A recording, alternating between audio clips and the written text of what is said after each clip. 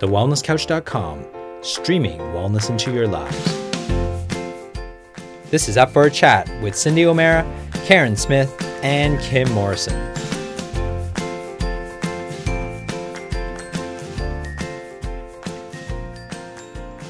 Here we are, up for a chat about the hottest topics that are important to you, inspiring you to awaken the change within as always. I'm Carren Smith. I'm Kim Morrison. And I'm Cyndi O'Meara. And we've got a supercharged show for you guys today. You see, the three of us actually haven't been in the same country, same time zone, same daylight savings. We haven't even been breathing the same air for months. So it's kind of cool. Well, not months, maybe weeks, but it's kind of cool for us to all be together and to be able to catch up on what we've all been doing. And we've got a couple of questions that you guys have also asked us that we thought we might be able to add into the show to get answered, because we get so many amazing questions and feedbacks from you guys on our Facebook page, which honestly, we can't even begin to tell you how much we appreciate being engaged in a conversation with you. So we thought that we would take some time to talk about that. But first of all, we want to really catch up on what's been happening. And I think our Miss Kimmy has the biggest news that has occupied the most amount of brain space for her family, for us, and for everybody that loves and cares about her. So I think, Miss Kimmy, you need to go first. You need to tell us about how you've been. Oh, you sweet soul. Well, yes, it has been. I could just have my eyes out. I could howl. Oh. I can't bear it. Can't bear it. Wish it was me. Oh, you sweetheart. You, yes, well, for people listening that have suffered with or have ever had to endure chronic pain, I think what's really interesting is that you then get confronted with choices. So one of those choices is to live with it. And there's ways in which people deal and live with chronic pain. And then there is things like surgery and medications and all sorts of other options. And after 2.5 years of investigation and realizing that everything I was doing, and I was doing exactly as I was told from every single specialist I saw, the last specialist I saw, a specialist orthopedic neurosurgeon in Brisbane, said, look, I actually think one of the things that will work for you, you've got no disc, your two vertebrae are rubbing very closely, they're bruising, and you could live with this forever, but the pain will get slowly worse, or else we can do this fairly new procedure called an ALIF procedure, an anterior lumbar interbody fusion, which they come in through your tummy. They separate the space between, well, for me it was L5, S1, and they hold the space open, scrape out, as he said, the flat tire. I had nothing left in there. Then they put in this new amazing technology, which is a kind of plastic, product, and it's called a cage. And then they fill that with bits of your own bone marrow and bits of your own bones from the surrounding area. And they pack that inside this cage, and then that sits inside, and then they put like a staple over the front of it, which is pinned in with 4 different screws to hold it all in place. And it's totally replaced the old disc replacement surgery that they used to do years ago. And so yes, I underwent that surgery just a week ago, and yes, it was very interesting, very interesting. So it's been a struggle, and it's been challenging, and the medications that I've had to take and the care. I will say this, there's something to be said for modern medicine, and I'm certainly appreciative of those drugs. And I will tell you something funny, though. I was telling Cyndi the other day, when I arrived at the hospital down in Brisbane, I came to check in, and they were admitting me into the hospital, and as she was dressing me in these very oversized coats and blimmin' knickerbocker paper disposable pants and stockings on my legs and little slipper things and then a big robe, she goes, oh, you're so tiny. And I said, oh, I know, compared to this size jacket, it's quite amazing. And she goes, no, you're really little. Then I went through to the nurse on the other side, and she goes, oh, look at this little thing coming in. And then the third nurse, when I got taken through to go up to theatre, I got to lie down on this bed waiting, and this nurse comes over and she goes, oh, hello. She goes, oh, aren't you tiny? And then I went, oh, okay. And then a nurse came over and put the label on my ankle and just got me all prepped. And she goes, gosh, so small. You can't. I almost missed you on the bed. And by this stage, I'm starting to think, wow, have I all of a sudden lost 10 kilos and worry from downstairs up to here? Then I finally get taken into the pre-anesthesia, or just outside the theatre, and I can hear all the banging and crashing of stainless steel, and obviously getting all ready for the procedure. And my heart started pounding, and so I was lying there doing a meditation and just honouring my body for what we're about to go through together. And the surgeon pops his head in and he goes, "Oh, hello, I'm Michael. I'll be part of your surgical team today." Geez, God, I hardly even noticed you on the bed there. Anyway, I'll see you shortly. And off he disappeared. And then the anaesthetist comes in, this beautiful part Asian man, and he sits down and he goes, "Wow, what do you do to keep fit and healthy?" And I said, "Sorry?" And he goes, "Oh, you're tiny." And I went, "All right, what's going on? Why is everybody telling me I'm so little and so tiny?" And he goes, "Oh, really?" And I said, "You're the sixth person to say it." And he goes, "Well, I'll be honest with you, 20 years ago when I first started working in theatre, the tables that we operate on had a maximum bearing weight of 110 kilos. 10 years ago it was 130, and today it's 160. And he said, "So trust me, you're tiny." And I went, "Well, haven't the food corporations and industries got a lot to answer for then?" And he goes, "What?" And I said, "Well, you think about it, all the garbage that everybody's eating these days, all the chemicals, everything we're bombarded with. And I mean, you must have heard of obesogens, and you surely have heard of all the absolute political warfare going on between food companies and what's going on out there in the world." And he goes, "Wow, hadn't thought about it like that."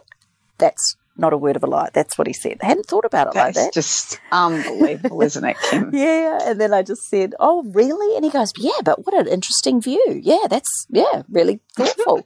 So then I looked at him and I'm thinking, damn, are you guys all operating on me? Because it doesn't sound very intelligent right this minute. Anyway, then I got taken through, and he'd obviously given me something in my arm because I started slurring. And then my surgeon came over and he goes, "Well, isn't this going to be a treat? We're actually going to be able to see everything inside here today. It's going to be lovely." And apparently it was a real privilege to operate on my body. They said they saw everything. My organs all looked healthy. It was so nice to have instant access to the spine. And it was so not the conversations I was expecting, but it was amazing, and very, very grateful for it, I can say. And so how did you, how long were you in surgery for? 2.5 hours. He rang my husband straight afterwards and said, yes, this was definitely needed. There is absolutely nothing left of that disc. I asked why it had happened to me. I'm fit and healthy and I've looked after myself. His answer was, it's just some people get degeneration in certain things, other people get autoimmune, other people get migraines. For some reason, could have been an injury from when I was very young. There was no explanation as to why my L5S1 disc had degenerated to the way it had, considering all the others are very healthy. I did have an accident when I was playing netball at 16 where I landed on my tailbone and was flat on my back for 2 weeks. I asked if that could have been it. He felt it could have been, but no one could say it was conclusive. So, yeah, it was a little bit kind of weird, really. But as far as the surgery went, I'm very sore still. I have to have 6 weeks off work and I can't drive. It's very weird for someone like me to be told I can't do things. But at the same time, it's given me an opportunity to be writing my book. So, that doesn't stop me wanting to do things, but I just get exhausted. And I was talking to Cyndi about this on the weekend, that, these anaesthetics can take a lot out of us. And probably for the first time in my life, I'm having to learn the art of self-care in a really different way, not the way I've been used to. Yeah, but you can never keep a good woman down, Carren. So that's true. On Friday night, so I don't know, not even a week after the surgery. How long ago was the surgery, Kimmy? Yeah, it was 1 week later, but I don't know if you should say 1 week later. She does a speaking engagement on the Friday night. Then serious, she does a speaking engagement. I am around at her place on Thursday, just going through my some things that I wanted to go through with regards to my health retreat. I said, can I just go through it with you, Kimmy? And she says, yes. And then we get to this point, and I said, I'm not good at number 8, when number 8 is when you become self-doubting or you have negative self-talk, this is step 8 in manifesting. I said, I'm not very good at that. I think might slide over that one. She said, no, this is the way we'll do it. So we start talking about how we're going to do it, and then she gives me the whole lecture, and then she says, look, I'll just come and do it. So Saturday afternoon at 3:30 she arrives, 3:30, 4 o'clock, and starts talking around 4. And you should have seen her up there. And a lady came up to me afterwards, and she just goes, I would never have known that girl had major surgery. A week before. She looked amazing, absolutely beautiful, healthy, fit. It didn't look like she'd been through anything. And I said, I know, she is amazing. And one person said in the middle of her talk, they go, oh my gosh, Cyndi, she talks faster than you. But then what I did notice is I noticed Kim, I came up to the stage and Kim said, I'm finished. She walked away, and then I got worried about her. I started looking at her and kept glimpsing over at her as I'm speaking, and then she waved goodbye her, and Danny took her home. So I know it exhausted her, but, you can't keep a good woman down. Do not tell my surgeon. I hope he doesn't listen to podcasts. Well, I spoke to Ogilvy this morning, Kim. Oh, and no, Ogilvy you didn't just tell went, him. I didn't tell him what you did. I didn't. I promised that. But Ogilvy just said, you make sure she's pinned down and do not let her get up. I said, okay, Ogilvy, okay. It's interesting, though, because, Carren, in this day and age, within 3 hours of the operation, of me coming out of the operation, the physio came in and got me up to walk. So that's 3 hours after the surgery. I had physio twice a day for the 4 days I was in hospital. I've been doing my exercises every day. So, and then my surgeon did say something to me, because I get what he's saying. On one level, he said to me, look, you've got to really take care, particularly in these first couple of weeks, very little, just no lifting more than 2 kilos, no more than 5 kilos, da-da-da-da. But he also said, what we've done in there is very strong, and don't feel precious about your back. And that was just what I needed to hear, because so many people go, oh, you can't, you shouldn't. But I think it's different these days. I think I'm not trying to be silly, and I'm not trying to be a martyr. I'm not trying to say, I'm not forcing anything. Trust me, the minute I feel tired and it does hit me, I just go on. In fact, I can't do anything other than lie down, because I've got nothing. That's the one thing I've noticed, is probably my energy levels. It's there. All of a sudden I go, oh, I'm back, I'm fine, everything's fine. And then half an hour later I go, I've got to lie down. So that would be the anaesthetic though, wouldn't it? And also you're having to be in so much pain. Like, that's exhausting. Yeah. Well, she looks like she's had a cesarean section. That's what it looks like. Yeah. Yeah, it does actually. So Anyway, my darlings, the positives are that it's done. I've learnt a lot, and I was very fascinated to watch all the people in hospital. I swear to you, not one of them was I didn't see another athletic looking person, put it that way, and I was in the orthopaedic ward, so I would have liked to have seen more athletic types in there. I could see why he was talking about the weight issues. But then when they bought me my breakfast, now this is a funny thing. I mean, I've lost nearly 5 kilos since I went to hospital. Well, if you could see the food that they bring out, it's just not real. It's not what I'd call my food. And so I had beautiful friends that would go out and bring me in food, or would bring me beautiful things that would just feed. And I wasn't hungry, so it's not like I was really hungry. It was just eating real food. Grapes were my friend in that place, and then a bit of hummus and some beautiful crackers. It was just really nice to have that sense of, real food around me at times. So, you have to go prepared to these places. You cannot go into a hospital situation and think that, are we still talking?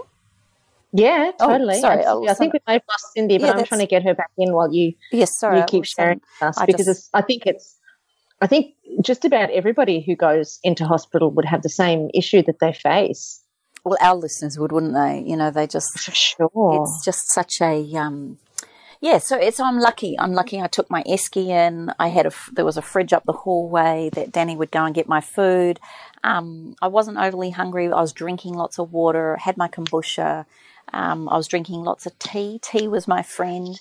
I wrote a list of all the things that I would love in a shop near the hospital, because I had this vision of opening my own cafe and beautiful gift shop right next to a wellness centre, like a hospital or something. And I just wrote down all these things, like silk pillowcases, or a nice soft cotton pillowcase would have been nice to have been brought in. Beautiful lip balm, like you didn't want much for your skincare. A serum and a cleanser was more than enough. You know, it was just all these little things I started writing down and noticing. So, you know, if I was to pack my bags to go to hospital, I've written down everything that I'd take if I had to do it again. Oh, do you have that list now, Kimmy? Yeah. Oh, I find this fascinating. Okay, let's do it, because there might be somebody listening that is going to hospital and you're going to give them a really good, let's do that. Okay, well, first of all, I wrote down that I had to have my, oh gosh, now where have I put my list? But I'll just, while I'm looking for it, the first thing was to take my little esky. So I had my changing habits bag, and I knew that I wouldn't probably feel like eating a lot, so I asked Danny, we packed some beautiful organic hummus, some of those beautiful just rice crackers. I had I did put sauerkraut in there, but I didn't touch it for some reason. I didn't feel like anything like that while I was in there. I had kombucha, I had kefir, and I had kefir yogurt. So I knew that I looked at this really as a 4-day cleanse or a 5-day cleanse. I looked at it, let's not worry about the food. Let's look at it from a cleansing, rest my digestive system, allow my body to come back. So I took things in, and Danny brought me in fresh juice every day. On the first and the second night, I had such a terrible migraine. So, and they say that was just my reaction to the anaesthetic. So Danny went down every morning after that and got me a coffee, a shot of black coffee, and that just cleared the headache amazingly. So I had that. I had my own glass water bottle. I took my diffuser and I took in 4 oils. I had definitely lavender, instant calm, peace and meditation, and I took in my beautiful focus and clarity. They were the only oils I had. My skincare, I knew that I wouldn't be wearing makeup and I wouldn't be worried about that, so all I took was my serum, a beautiful, gorgeous jojoba-based serum, and I used that as my cleanser and my moisturizer. I had my natural toothpaste, my earth paste, and my beautiful natural brush, and I had a natural body wash, which I'd actually been given from somebody as a gift, and that was really special. So that was the only skincare that I had in there, and I didn't want or need for anything else. Obviously, I had my hairbrush. I did have my hair done the day before I went to surgery, so that I knew I didn't have to think about that. I'm just saying. I also took a beautiful couple of cotton wraps, like dressing gowns, just little short dressing gowns, because I knew the sooner I got out of the hospital gown, the more well I would feel. I had a little side mirror just so that I could make sure that when that gorgeous doctor came in, I was looking okay-ish. I'll trust you. I had my my earphones for my podcasts, so I was listening to podcasts. Mainly, actually, I listened to TED Talks, although it's funny, people ask me what I watched. I can't actually tell you. I thought I watched heaps, but I cannot remember one of them, so I don't know whether that was the anaesthetic. I also took in a compress, so a beautiful muslin cloth, because the last time I had an anaesthetic for my shoulder operation, I knew that I just loved a really soft cloth. And when Taylor came in every day, and she'd rinse it out and put a couple of drops of lavender on that.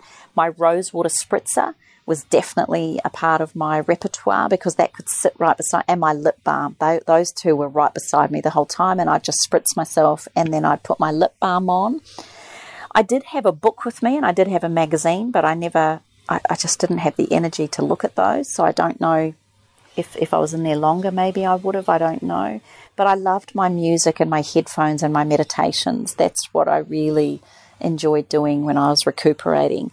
And I think, going off the top of me, that was it. Danny brought me in, a girlfriend brought me in a bowl of soup on the Saturday night, beautiful organic chicken soup, which I didn't eat the chicken. They told me not to eat any of the chicken, but they did say to me, eat the greens and the broth. And so I didn't have any of the food that was brought to me from the hospital. Danny ate that. It's hilarious.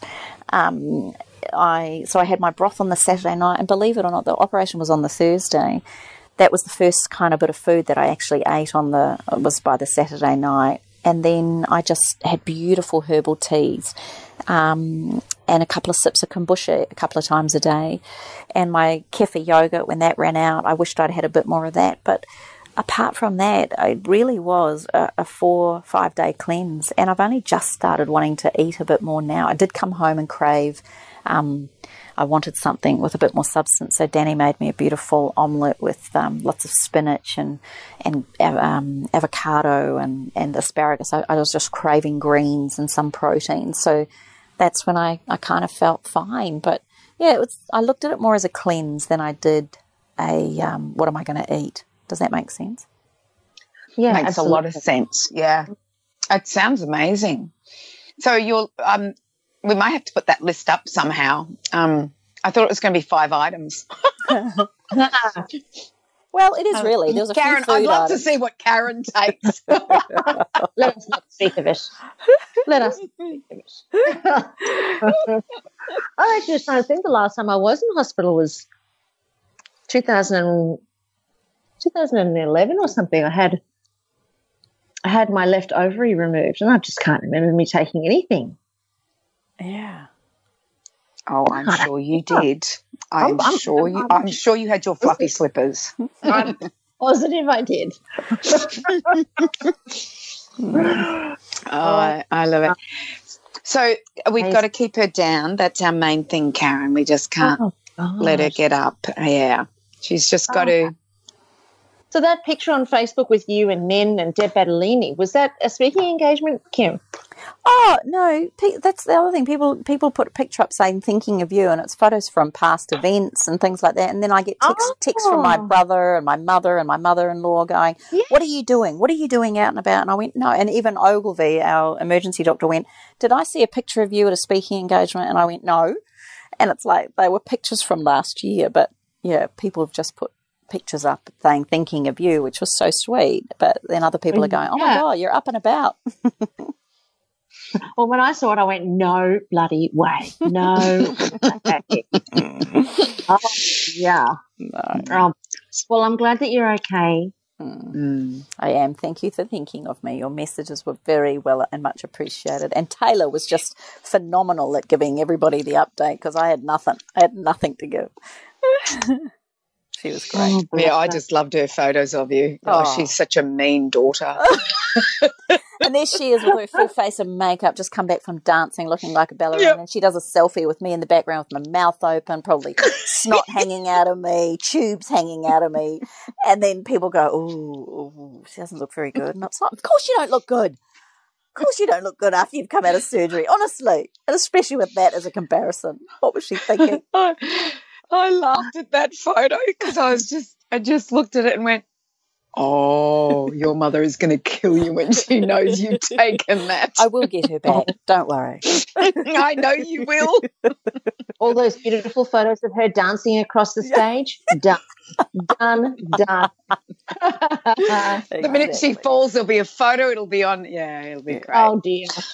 You know, it is interesting I was trying to think about it. I was going to ask you this, Carren, too, I'm going for a kinesiology treatment tomorrow just to ensure that there is no emotional or anything kind of like, that could be lingering in there around this, and trying to look at it from a metaphysical point of view as well, and just how to support myself back to wellness in the greatest way I can. And I wish they'd record. I'd love to watch what they do, but then maybe you wouldn't want to see it. But it's kind of weird. Where do you go?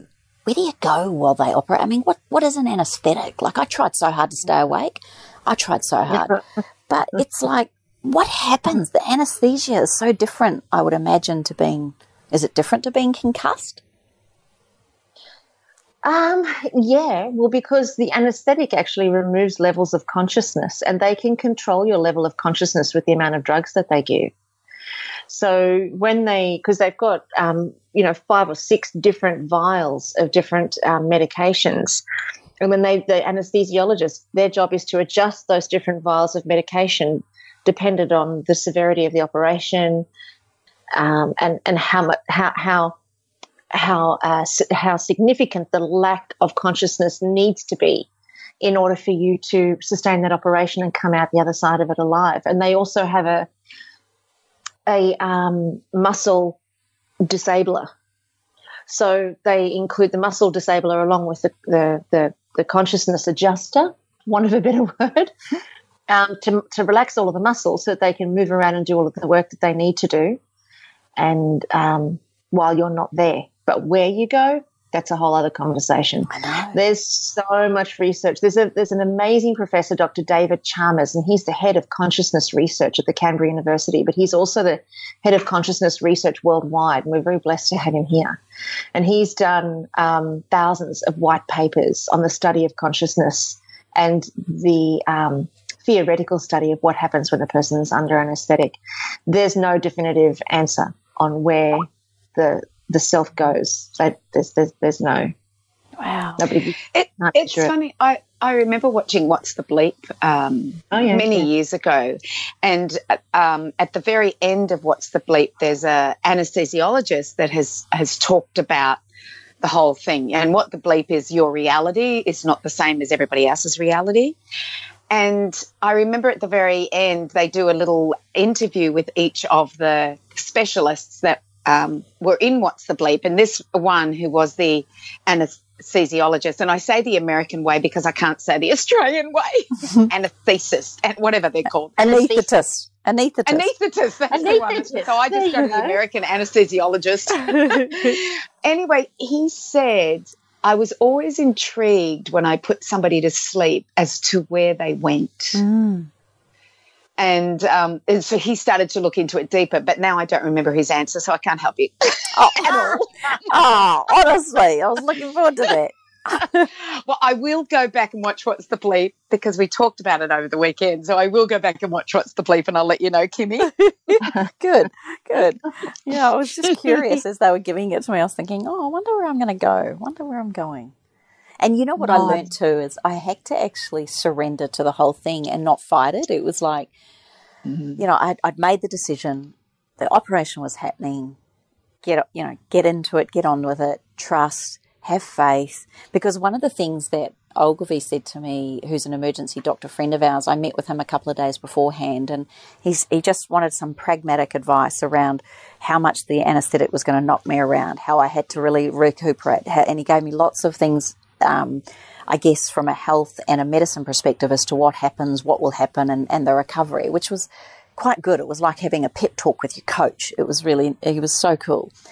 And then he said to me, he goes, right, I've got one other question for you, and you're not going to like it. And I said, what's that? And he said, have you thought about it if this operation doesn't work? What's your plan C? And I went, I don't have a plan C. I just assumed. He goes, what's the success rate in this operation? I said, well, he said 90%. He goes, well, what if you're one of the 10? And I went, I don't want to think like that, Ogilvy. And he goes, well, I'm just inviting you to think about it. And I went, well, it should work, shouldn't it? And he goes, well, I'm just asking you what you think if it won't. And I just went, and it really rattled me because I hadn't even gone there and I didn't know if it was a good thing to go there. Anyway, he said, all right, look, let me put it this way. There are a lot of people out there living with chronic pain. If the operation doesn't work the first time and then the surgeons turn around and say, look, we'll go in again, he goes, what makes you think it'd work a second time if it didn't work the first time? So I just question whether people should go back in for a second time. He said, but there are a lot of people out there living with chronic pain, and there are ways to live with chronic pain. I'm just letting you know that is a possibility. And it was kind of like a bit shocking to confront that, but it was also reassuring, actually, because for a lot of people out there that do live with chronic pain, in fact, most people were surprised to hear I'd gone into hospital. No one would have realised I've been living with chronic pain for the last 2.5 years. And it catches me all the time. And I'm not on medication for it. I haven't taken medications for it. I've just lived with it. What I realised, here's another interesting thing, Carren. My operation was the 16th of March. On the 1st of March, I woke up and went, oh my gosh, it's March. Oh, I have my surgery in 2 weeks. From that moment, my back hurt more than it had hurt for the last 2.5 years, and I could not stop the pain. And I was really questioning it and going, oh, I obviously really need the surgery. It's got really worse. Now, I'm wondering whether I had learnt and manifested a way to control the pain over the last 2.5 years, because I've never known what it is or what I was doing, and I'd blocked out the fact that I was having major surgery. But I was so fascinated on the 1st of March when I made the revelation in my head that, oh my gosh, surgery's in a couple of weeks' time. From that moment, my back was sorer than ever, ever, ever. What's that about? Well, it's highly likely that one or two things could possibly have been happening there. Is that, you've been pacing yourself for the last 2 years, not knowing what it is or how long it's going to go for. Your body kind of paces itself and prepares itself. So the body, it acts independently of the brain. And then eventually what ends up happening is the reptilian part of the brain, the fight or flight, the survival mode of the brain, that kicks in to make sure that it maintains a level of status quo that's not threatening life. And when the body goes into massive pain, then the reptilian part of the brain responds first and foremost to do whatever it needs to do with the hormones, with the neuropeptides, with whatever is required to maintain status quo as well as possible. So, you probably let yourself out of that pacing yourself, knowing that you had the surgery coming up. So that could have been one.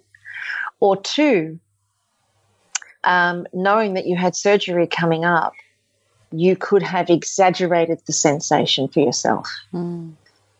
It's almost like justifying having the surgery. It's like, this is the right thing to do. And then the body says, yes, you're right. This is the right thing to do because it wants to be right. It wants to support you. It wants to, make sure that your decisions are right. And it's all in an effort to again, keep the status quo. So the body could have exaggerated the sensation of pain to make sure that the decision was justified. Wow. Interesting, isn't it, how the brain just works amazingly. It's amazing. It's absolutely amazing. And how, the body is so in tune with what it requires to survive that it will bypass any memory, any cognitive analysis. It'll bypass every thinking process, every intellect, every creative process. It will bypass it in order to survive. So whatever it needs to do, it's going to do it. And it's almost as if you have no say. By the time it reaches that point, you have no say. You just have to relinquish control or surrender control and just go with whatever the body is doing, because it's just doing what it needs to do to survive. It's a really good point. That surrendering has been my word. That's been my affirmation. Surrendering to the help, surrendering to my body's needs, surrendering to my sleep, surrendering to everything. And it's actually been quite liberating, I have to say. I reckon, Kimmy, there's something really amazing about going through what you've been through, in that the you that was here before is not the you that's here right now.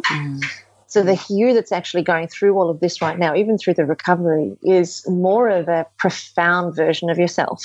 And when you were just about to go in for surgery and you were lying on the operating table before they put you under, that version of you is not a normal version of you. It's almost as if you had already left the building, and as much as you felt like you were still very present there, you weren't there pretty much. The normal day-to-day version of you wouldn't be there, because the fear would be uncontrollable. The fear would have you leap off that table so fast, and again, it would just be the body's natural response. You couldn't help it.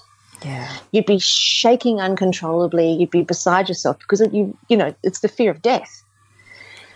So the fact that you actually managed to lie there and maintain conversations, I really, having gone through many myself and being with so many people who've gone through it, the you that's there is a different version of you. It's a more universally balanced. How do I even put that into words? Probably not the right words. It's almost as if in that Desiderata poem where it says, when you look back and you see that there's only one set of footsteps, don't think that I've left you. It was when I picked you up to carry you. And it's almost as if there's this beautiful powerhouse that lives inside that steps forward and steps in front, and it sees you through. That's exactly how it feels. And it was very liberating to go up and then see Cyndi. And I think part of my drive to do that, Cyndi, was to feel normal, to feel not to beat it, not to be competitive with it. I wasn't trying to be a martyr or a star or anything like that. It was to just get back in touch with who I am and what I do, and to do that in a safe environment was beautiful, actually. It was really lovely. So, yeah, on that note, gosh, haven't we all been busy and through things? So thank you for asking me, but I hope that helps any of our listeners on one level, but it was certainly an interesting journey, and it continues to be one. And I'll keep you posted. Can't wait to start running again. Everybody's told me. Yep. Swimming. I'm like, oh, you've got bloody Cyndi in my ear. Swimming. Shark-infested waters. Or cyclone-infested at the moment. Oh, I swam this morning and the waves were they're getting bigger and bigger. So, yeah, it's cyclone-infested. Don't worry about the sharks. It's the waves that you're going to have to be scared about. Yeah. Oh, bless. So what about you, Miss Carren? I know that I was talking to Carmen Atkinson, and she told me she was speaking at your event. So I'd love to hear what event you did, and what did Carmen have to say? What did she speak on? Because she's a pretty incredible woman. Oh, she's amazing, you know. I literally just finished the other day the Effortless Self Level 1 retreat. And normally I would do a yoga session, and we would do some Ayurveda in the level 1 session. But I decided to do this particular retreat a little bit differently and base it on themes. So the first theme was about understanding how everything we think we know is an illusion. So I took us through the whole day of revealing the illusory nature of what we think we know, and what we think we know about ourselves, each other, what we think we know about love, what we think we know about money, all those sorts of things. And then I also decided that it was going to be more of a mind-body connection, because the theme for day 2 was aligning the mind, body, emotions, and life energies.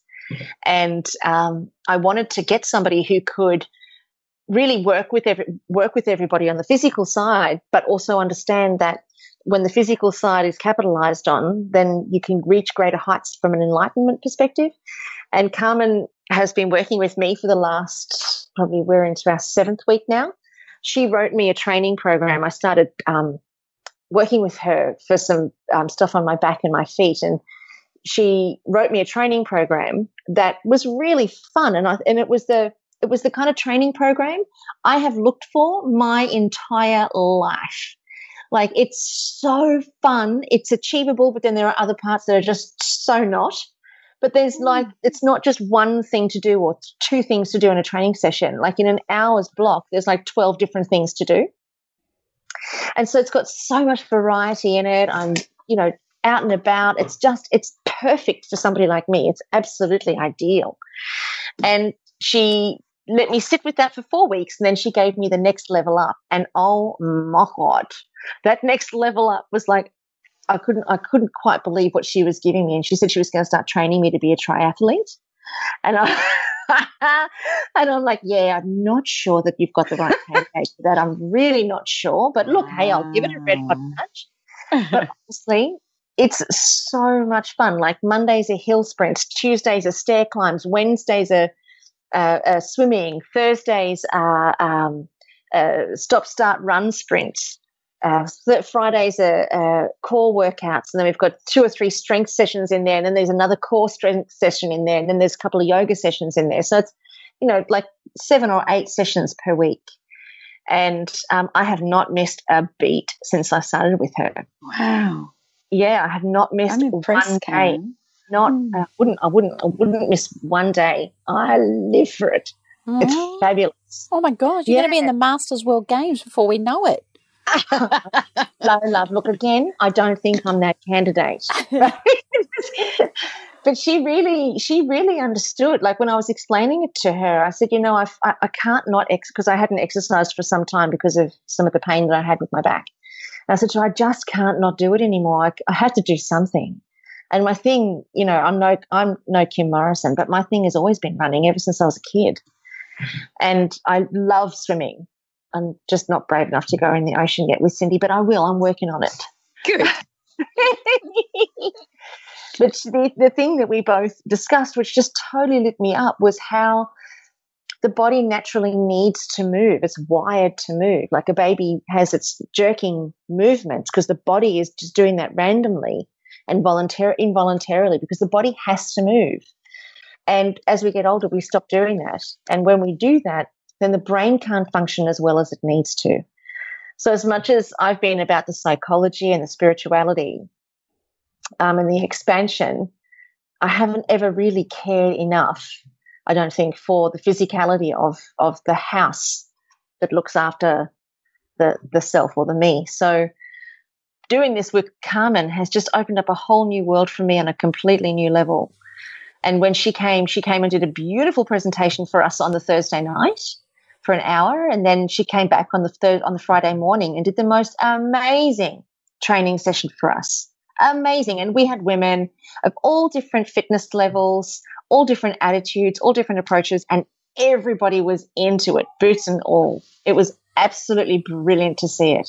Fabulous. Carren, it's interesting that a lot of people that are so spiritually, mentally, emotionally driven with knowledge, and there does seem to be, like I look at monks, for instance, they don't exactly look like physical specimens. I don't mean that rudely, but they're not what you'd call, hunter-gatherers or tribe-looking types. People that spend a lot of time working on their spirituality and a lot of time working on their own mind and mastery of self don't seem to have the connection to the body so much. That is what I've noticed. Is there a different sense of a utopia kind of feeling when you've now brought this element into it? Is that what you're saying? There's another whole level again that you never expected? I think, see, from that, that really intense spiritual perspective, the view is that we are not the body. And when we identify ourselves as being the body, like I am this body, therefore I'm vulnerable, I'm weak, I can be threatened, blah, blah, blah.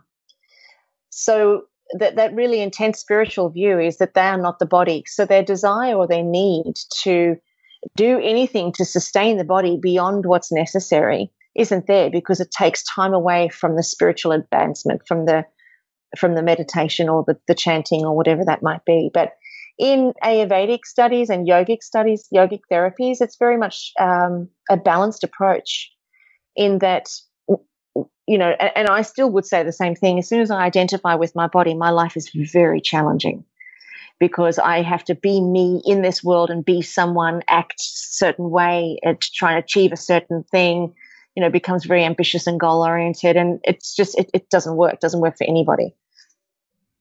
But in the yogic sciences, they talk about how the body is it's a house, if you like, for want of a better word. It's a house for the life that has been breathed into the body. So when you cut the body open like you, Kimmy, you're not in there. But when they sew you back up, all of a sudden life is breathed back into you. So the body does need to align, or does need to be quietened, so that then the mind or the spiritual psychology can be heard. Because interestingly enough, and I didn't realize this, and I know this is going to sound totally out there, I can't believe I'm even going to say this to 2.5 million people, but when I did a really intense yoga session with this group that came over from India, and I did it in Brisbane a couple of weeks back, and it was so intense. It took everything that I had, and it went for 2 days, full on, morning through till night, and then morning through till night the next day. And for the very first time on the third day, my body was unbelievably quiet. So I didn't know that the mind had a lot of chatter and that the body had a lot of chatter. I didn't realize that the body was probably even more noisy in terms of memories, feelings, sensations, distractions. I didn't realize how much noise there was from it. So that intense, well, not necessarily intense, but that exercise program that Carmen does, it has bursts of intensity, which I don't even know if she knows it yet, but from the Ayurvedic and the yogic sciences, it actually quietens the body so that when you do sit in meditation, it's a much more alert and a much more heightened state of awareness that you can reach when the body is quiet. And you reach that through either, intense sessions of yoga, and Kundalini yoga has been unbelievable for that, as is other types of hatha yoga, but then also, the sprinting, the running, the hills, the strength sessions. So yeah, Kimmy, it has. It's been an eye opener for me, probably for about 12 months, maybe 12 months. It's been a real eye opener for me, and I guess I've searched for somebody who could give me a program that would help me achieve that, but in a really fun way. Because I'm not a fan to go and sit in a stinky room, or, I don't want to have somebody running next to me yelling at me, or I don't just want to do one or two things. I need a lot of variety. So, it's been amazing. Honestly, beyond my wildest dreams, it's been amazing. My meditations now, I crave them. And if I don't give myself the time to meditate each day, I'm like a cat on a hot tin roof. And it's amazing how much more stuff is coming up for me to reconcile, which is challenging but worth it. I always find if I do a meditation and I've done no exercise during the day that I can't do it. I don't know what it is, but physically my body will not stop. It just wants to it wants to move my legs, move my arms. I can't get comfortable. But if I do a yoga practice, and it only has to be a few sun salutations before the meditation, I'm fine. So, good. It's interesting, yeah. It's great, Cyndi, because actually what you're doing is you're preparing the body for a journey of the mind, and yoga is perfect for that. So keep doing that. Keep doing that, because what you're doing is you're not exerting the body, you're actually stretching the body. Yeah. And meditation is stretching the mind.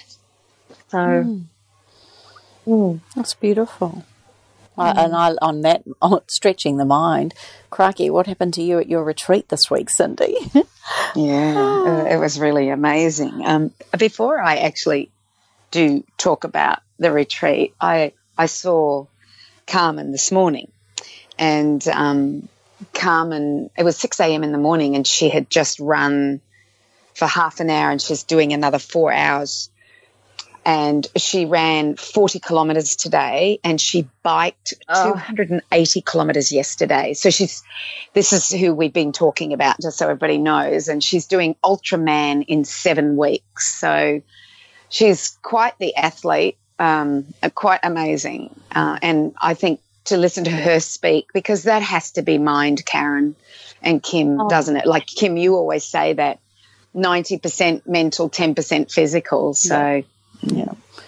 Oh, gosh, yeah, you are in another realm. And it almost feels when you're doing that kind of distances and that kind of training, the release of all those endorphins is what just, there's just something, I can't even describe the feeling, but you go to this, it's almost like being high and on drugs. It really, not that I really know what that's like, but I would have, having gone with the morphine shots. I was going to say, you do, you're right. Yeah, you're right. But it's quite a euphoric feeling, and you do not feel your body. You actually don't feel it. You just feel a strength, this amazing strength. Amazing. So about my retreat. So I just did 3 days, 2.5 days. It was Friday, half day, Saturday, Sunday.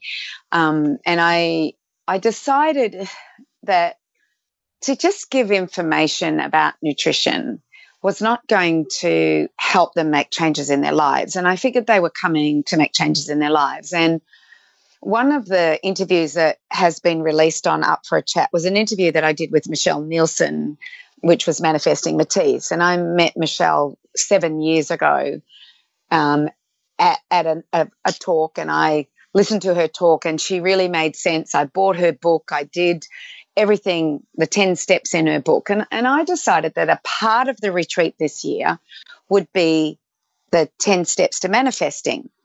And I had 3 beautiful sisters that were at the retreat. And one of the sisters admitted that even though she had written down what she wanted, her vision, her statement, and everything that I'd talked about, she had a lot of negative talk, which is when Kim came in and talked about, you know, what do we do with negative talk about it? So she may have written down, I'm going to wake up and I'm going to be amazing, and et cetera, and I won't have depression, I won't have anxiety, and I'll feel better. But she did it in a different way, but I'm just trying to say this is how we do it. And then Kim comes in and talks about how do we get out of this negative talk. She asks everybody to write down their negative talk and how do we get out of it. And after Kim left, she really opened up and she just said, there's no way. I've tried everything. Nothing's going to work. I can't see this happening. And everybody in the retreat was feeling for her. And that night I went to bed and I thought, what we need for this sister, one of the sisters, is we need a coach. I need a coach for her in Gympie. And I thought about it that night, and remembering that what manifesting is about is telling the universe what you want and then allowing the universe to deliver to you exactly what you need. You don't know sometimes what you need. You just know that you need something. But if you don't ask, nothing's going to come your way, and you won't spot when the right thing comes your way. So I explained this all to them, and then on the Sunday morning we did our yoga, and she didn't come. She just was very emotional and spent some time in her room. But she did, she ended up coming in the morning when we started back. But before we started back, we went to the Noosa markets.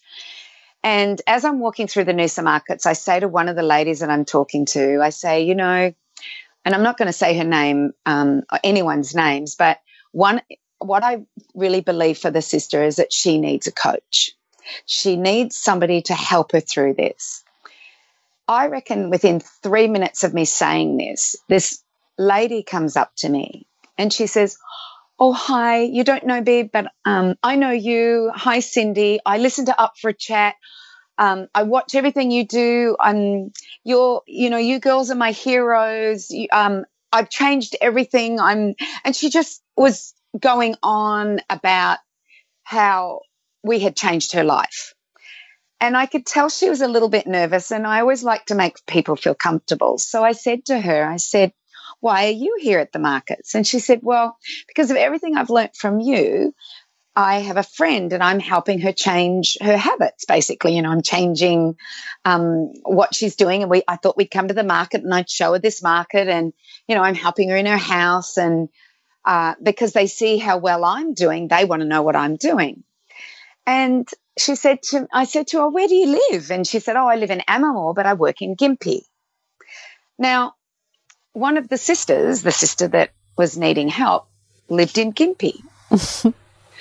So I said to this, and she'll be listening to this, so I said to Robin, I said to her, you're not going to believe this, but I need a coach for somebody in Gympie that can coach this woman through changes, decluttering her kitchen, decluttering chemicals out of her house, and putting her on the right path to eating better, and so on and so on. And so I got her name, and I got her number, and I got her email, and I went back to the retreat, and I explained this whole thing. And everybody backed me up because they'd heard me say she needs a coach, and then they heard this woman come up to me, Robin come up to me, and the sisters said they all got goosebumps. Well, by the time that session ended, the sister that lived in Gympie comes up to me and says, is this Robin? She'd looked her up on Facebook. She was ready to go. And I just said to them, I said, see, when you put effort in and you put down what you want, and even though you think you're not going to get it, you have asked the universe what you want. You have put energy into this, and the right person comes into your life. Now, whether Robin is the right person, I don't know. But boy, was that the best indicator that the universe is listening to us. So I rang Kim straight away. I was just blown away by what the universe delivered up to me, just by not only one of the sisters, or everybody putting this energy in and everybody thinking about it, but yeah, I love it. I love this stuff. Well, I actually reckon, I recall you saying just the other day that you actually finally believe you're really good at it. You actually you think you're a fig jam with it, don't you? Really? Come on. Yeah, I did. And I said that to everybody at the retreat. I said, I am powerful. Yeah. Isn't that amazing? It's true though. And why are we surprised? Absolutely. And we should believe we're powerful because we're energy. And, we've been talking about this. It's what the bleep is saying. It's about perception. It's about the mind doesn't know what's future or past or what's reality or not reality. And when you do visualizations and meditations and everything that we see on this planet, apart from nature, but everything that we see on this planet that has been made by man was conceived in a mind first. It was not built before conception in the mind. So everything that we want in our life has to be conceived in the mind first. And by putting that energy out there, then the right people come into your life at the right time. So I just remember the first day we started up for a chat. I went to you guys and I said, I think we should do a podcast. And you both agreed. And then 3 days later, I see Lawrence Tam, and Lawrence said, we're thinking about creating a wellness couch and we want other podcasters on there. And Cyndi, we'd like you to be the next podcaster. We didn't know how to do a podcast. We had no idea. I said, we'll figure it out. Lawrence Tam just drops in there and says, would you like to be part of the couch? We'll look after everything. You just record, send it to us. We'll do it. I know.